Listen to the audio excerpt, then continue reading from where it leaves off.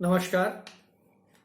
हम एक बार फिर कवि घनानंद की भाषा विधान पर बात करने के लिए आपके सामने रूबरू हुए हैं। हमने घनानंद के प्राय सभी पक्षों पर बात कर ली, उनके भाव सौंदर्य पर, उनके काव्य सौंदर्य पर, उनके कला पक्ष पर, उनकी भावाभिव्यक्ति पर, उनकी प्रेम की पीर की भावना पर। तो प्राय सभी पक्षों को हमने छू लिया है घनानंद के। एक प्रश्न अलग से बनता है घनानंद की भाषा संबंधी विशेषताओं पर, या प्रश्न बनता है कि घनानंद विशुद्ध सरस और प्रौढ़ ब्रज भाषा के प्रयोक्ता तथा कलात्मक शैली के समर्थ कवि हैं। यह एक प्रश्न भाषा को लेकर प्राय पूछा जाता है, प्रतियोगी परीक्षाओं में भी और शैक्षणिक परीक्षाओं में भी। अब आज हम इसी विषय को ले रहे हैं, इसी विषय पर बात कर रहे हैं। घनानंद रीतिकाल के उन प्रमुख कवियों में माने जाते हैं जो श्रृंगार की कविता करते हैं और ब्रज भाषा में कविता करते हैं। प्राय वो दौर ब्रज भाषा का ही था।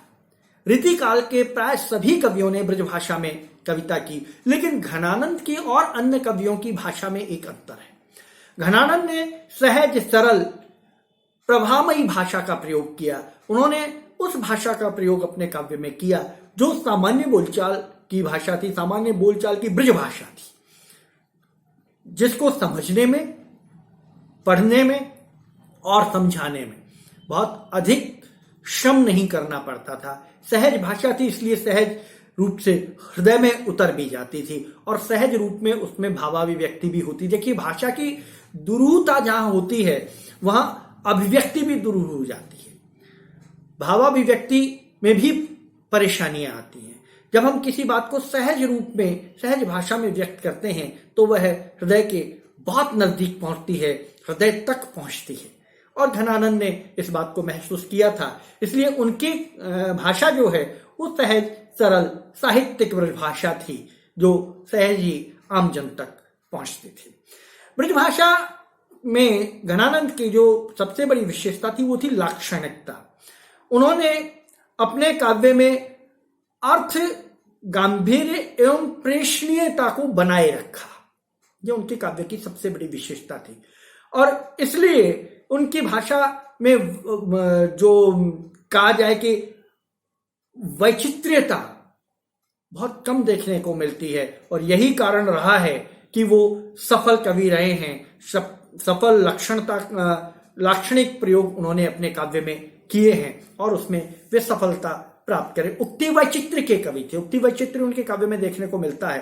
साथ ही साथ आचार्य शुक्ल ने तो ये कहा है कि लक्षणा का विस्तृत मैदान खुला रहने पर भी हिंदी कवियों ने उसके भीतर कम पैर बढ़ाया है। एक मात्र घनानंद ही ऐसे कवि हैं जिन्होंने इस क्षेत्र में दौड़ लगाई है। यह आचार्य रामचंद्र शुक्ल का कहना है। तो इस आधार से लाक्षणिक प्रयोग जो है उनकी काव्य की एक विशेषता थी और भाव भंगिमा उसके माध्यम से प्रस्तुत होती थी। उसके माध्यम से काव्य में, भाषा में और चार चांद लग जाते थे, भाषा और सुंदर हो जाती थी लाक्षणिकता के माध्यम से। तो वे कहते हैं, जैसे एक उदाहरण देखिए आप, कि मति दौरी थके न लहे ठीक ठौर, मति दौर थके न लहे ठीक ठौर, अमोही के मोह मिठास लगी है। तो यहां कवि में जो भाव हैं वो सहज रूप में सामने आते हैं। काहू कल पाए हैं सो कैसे कल पाए हैं, विरह इनकी पीड़ा जो है वो इसमें अभिव्यक्त होती है। तो काव्य में लाक्षणिकता का जो भाव है वो घनानंद में बहुत खूबसूरती से देखने को मिलता है। इसी तरह चित्रात्मकता देखिए तो घनानंद के काव्य की बहुत बड़ी विशेषता है कि एक चित्र सा, जैसे जैसे घनानंद काव्य सृजन करते हैं, हम घनानंद के काव्य को पढ़ते हैं या सुनते हैं तो एक चित्र सा खिंचता चला जाता है। यह जो भाव है, ये जो लक्षण है, यह जो एक विशेषता है, यह बहुत कम कवियों में देखने को मिलती है। कहीं शब्द अर्थ आ रहा है, कहीं अर्थ बोझिल हो रहा है, लेकिन शब्द चित्र खींचना एक अपने आप में बहुत बड़ी विशेषता मानी जाती है। तो इनके काव्य में वो चीज देखने को मिलती है घनानंद के काव्य में। तो जैसे घूम घटा चौधा घिरी ज्यों, गही काड़ करेजी कलापिन कूके, सीरी समीर शरीर दहे चहके चपला चखले करी उनके। चित्र सा खींचता चला जाता है, जैसे सुख स्वदेश कनी मुख चंद्र बनी बिथुरी अलकावली भांति भली मद जोवन रूप छकी अखियां अवलोक कनी आरस रंग धनी।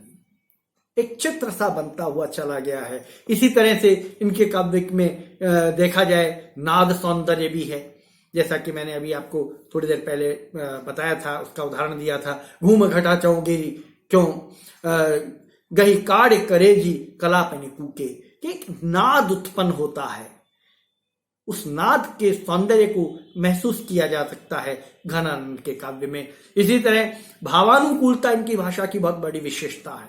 भाव के अनुकूल भाषा प्रवाहित होती है। भाव के अनुकूल भाषा मतलब अपने रूप को परिवर्तित कर लेती है, अपने आप को उसी रूप में प्रवाहित करती है जैसा भाव होता है। जैसे देखिए, रैन दिना घुटी बो करे प्राण झरे अखियां दुखिया झरनासी प्रीतम की सुधी अंतर में कसके रखी जो पसुरिन में गासी। पसुरी में जैसे कोई गांस घुस गई हो, उसी तरह प्रीतम की छवि, प्रीतम का सौंदर्य, प्रीतम का प्रेम हृदय के अंदर घुस गया है। तो यहाँ भावानुकूलता भी उनकी भाषा की एक विशेषता है और उसके माध्यम से काव्य में सौंदर्य उत्पन्न होता है। फिर एक विशेषता है समासिकता। समासिकता भाषा में बहुत खूबसूरती के साथ भाषा को आगे बढ़ाती है। थोड़े से शब्दों में बहुत बड़ी बात कह देना समासिकता का गुण माना जाता है, जो घनानंद के काव्य में देखने को मिलता है। और जैसे महाप्रेम संपत्ति विलास ठकुरानी है, थोड़े से शब्दों में पूरी बात कह दी। केली कलारस आसन पान छके घन आनंद ज्यों करे। तो कहने का तात्पर्य, जहां भाषा में सामासिकता आती है, कम शब्दों में अपने भाव को, अपनी मनोभिव्यक्ति जो है प्रस्तुत की जाती है। इसी तरह वक्रोक्ति का प्रयोग इनके काव्य में बहुत हुआ है। इन्होंने वक्रोक्ति को भी अपने काव्य में स्थान दिया है। प्रत्येक पद में इनके वक्रोक्ति देखी जा सकती है। यह घनानंद की एक विशेषता है। व्यंग्यात्मकता इनके काव्य की विशेषता है। जैसे तुम कौन अधिपाठी पढ़े हो लला मन लेहू पे देहू छटाक नहीं, बहुत प्रसिद्ध इनकी पंक्तियां हैं घनानंद की, जो प्रेम की अभिव्यक्ति को प्रस्तुत करती हैं। जैसे सुनी है कि नाही यह प्रकट कहावत जू काहू कल पाए सू कैसे कल पाए, कि कोई किसी को कैसे कल पाता है, कैसे प्रताड़ित करता है, कैसे पीड़ा देता है, हृदय को पीड़ित करता है। यह बात वक्रोक्ति के माध्यम से कवि घनानंद बहुत खूबसूरती से प्रस्तुत करते हैं। इसी तरह इनके काव्य में मुहावरों का बहुत प्रयोग होता है। मुहावरों के साथ ही अपनी काव्य रचना करते हैं, जो प्राय बहुत कम कवियों में देखने को मिलता है। काव्य में एक असल माधुर्य उत्पन्न होता है उसके माध्यम से। और देखा जाए तो ग्रामीण जो पुट है, ग्रामीण जो शैली है भाषा की बात करने की, उसमें वो मुहावरे फिट होते हैं और अर्थ गांभीर्य उत्पन्न करते हैं। उनके अर्थ में गंभीरता आ जाती है। जैसे कारी कूर कोकिला कहाँ को बैर काट तीरी, और अगला आखिन बसे हो सब सुनो जग ज्यों ही। तो ये मुहावरे हैं, जिन मुहावरों के माध्यम से घनानंद ने अपने काव्य को और अधिक सुंदरता प्रदान की है। उनके काव्य में सौंदर्य आया है। इसी तरह जनपदीय देश शब्दों का प्रयोग उनके काव्य में देखने को मिलता है, बहुत अधिकता से मिलता है। ग्रामीण शब्दों का उन्होंने बहुत प्रयोग किया है। जैसे तोलो डरारे बज मारे घन खोरी ले, या ही दुख हमें जक जक लागी हाय हाय। तो देश शब्दों का प्रयोग जो है इनके काव्य में सहजता से होता है। बोलचाल की, जैसे मैंने पहले कहा था कि इनकी भाषा में बोलचाल के शब्दों का प्रयोग होता है, और बोलचाल की भाषा का इन्होंने अपने काव्य में प्रयोग किया है। इससे यह भाषा और सरल और शुद्धजनों तक पहुंचने में सक्षम हो पाई है।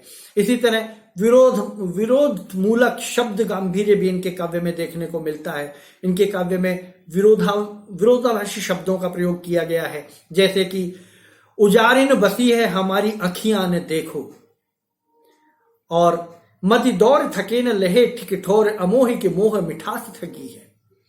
तो ये जो एक विरोधाभासी भाव है, शब्दावली है, इनका प्रयोग भी इनकी भाषा में देखने को मिलता है।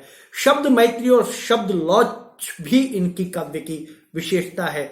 शब्द मैत्री का भी इनमें प्रयोग किया है, जैसे दह की लट लोल कपोल कलोल करे, लद की तथा लाए बलाए आदि शब्दों का प्रयोग इनके काव्य में देखने को मिलता है। तो इस तरह से हम कह सकते हैं कि घनानंद का जो भाषा विधान है, घनानंद का जो भाषा लालित्य है, घनानंद की जो भाषा योजना है, वो अपने समकालीन कवियों से कुछ पृथक है, सरल है, सामान्य जन के नजदीक की भाषा है।